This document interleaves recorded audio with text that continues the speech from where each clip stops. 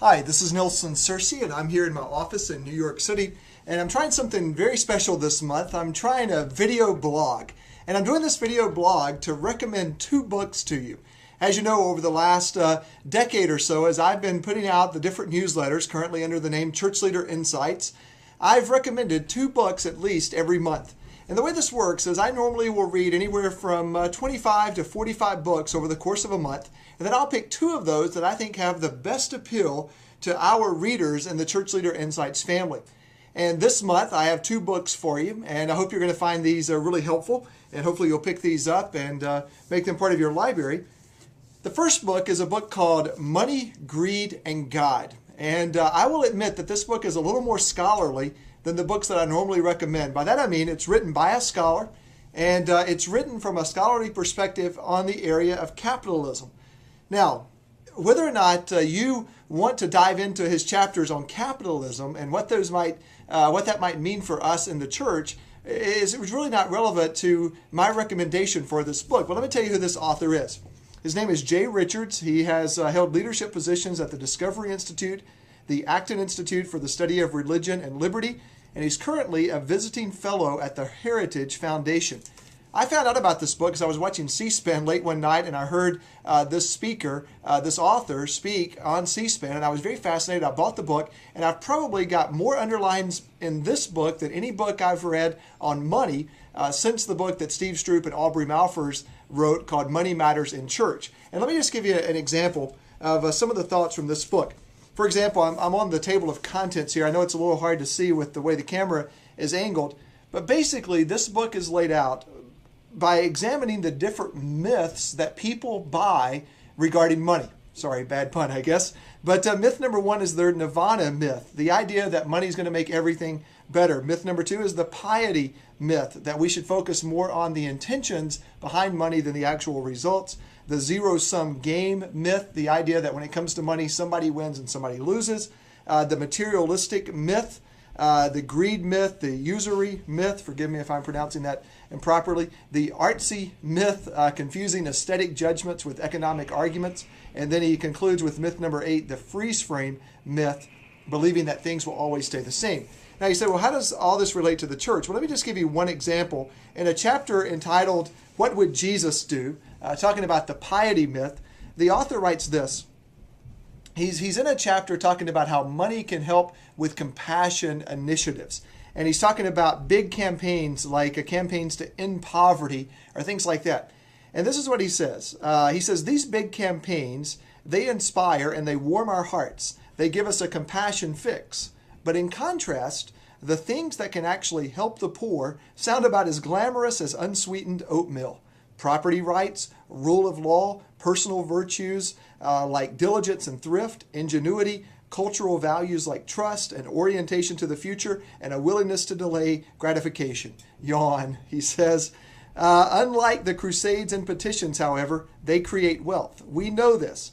We Christians need to decide if we want to keep advocating what is hip and fashionable or the oatmeal variety of stuff that actually works. Isn't that a great phrase? He goes on to say on the same page, ministries that treat humans as fully spiritual beings rather than mere mouths to feed, that encourage economic freedom rather than governmental largesse, that teach the poor to fish, that instill Christian values, which ultimately transform culture, will do far more to reduce poverty in the long run than all the cool celebrity-led campaigns put together.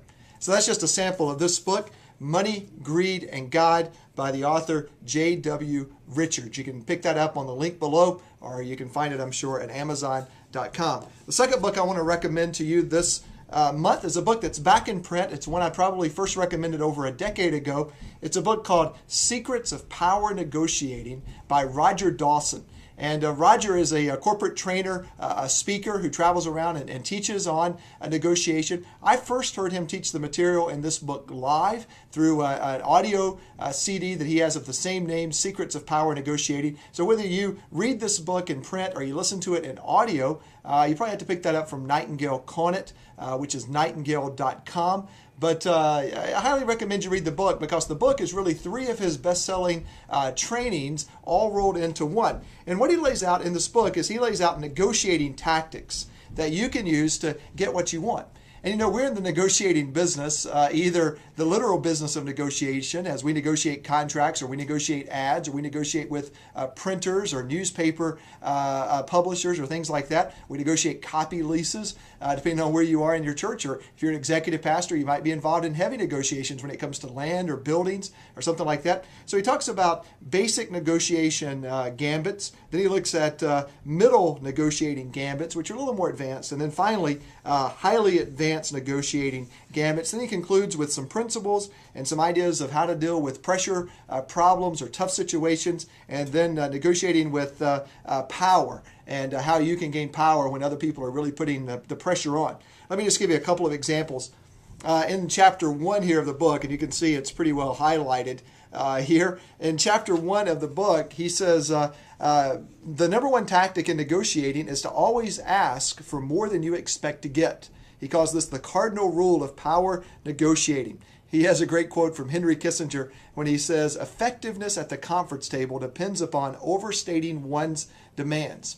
And I found this to be especially true when I'm negotiating advertising rates. If an advertiser wants me to pay $2,000 for an ad, I will flinch, which is one of his negotiation tactics. I will shake my head and pretend like I'm not that interested, and then I'll offer perhaps $750.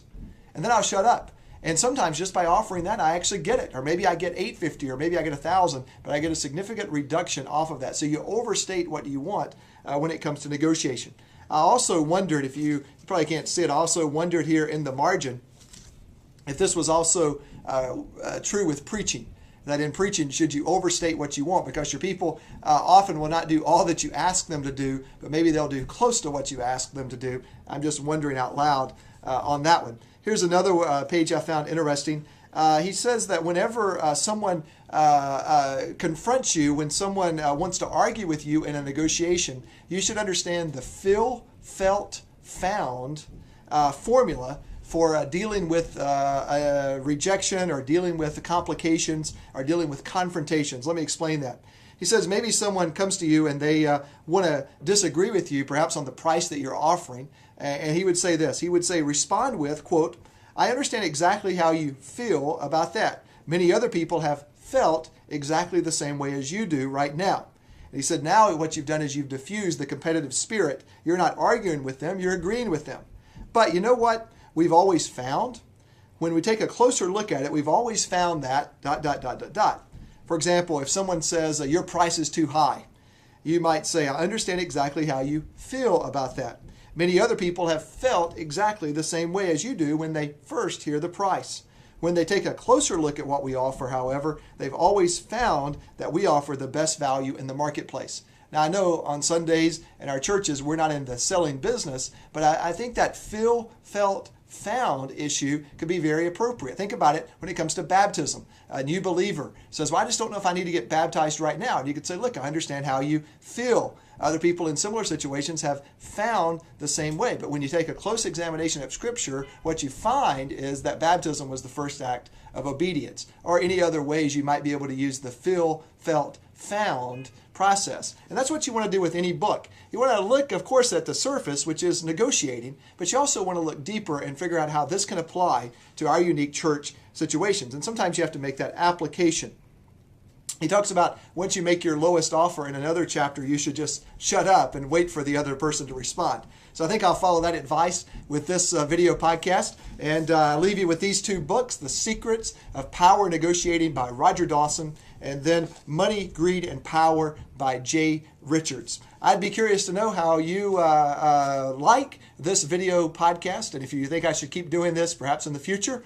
But thank you for being a part of the Church Leader Insights family, and hopefully this video podcast and video blog has been very helpful to you. Love to hear your comments. God bless you, and we'll see you next month.